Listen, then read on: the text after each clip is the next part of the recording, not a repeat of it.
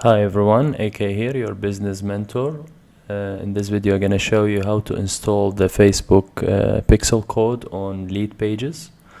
So you go to the lead page that you want to install the Facebook pixel code on it, and then you go here to page tracking, and then you go to analytics. Okay.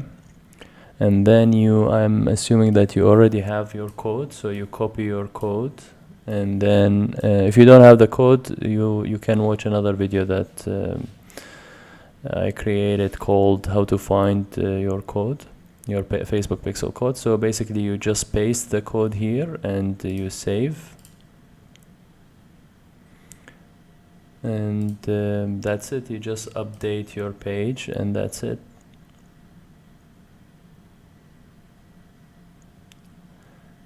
If you want to test your code, also I have another video. You can test it. You can search for it called how to test your Facebook pixel code. Thank you, and see you soon with another video.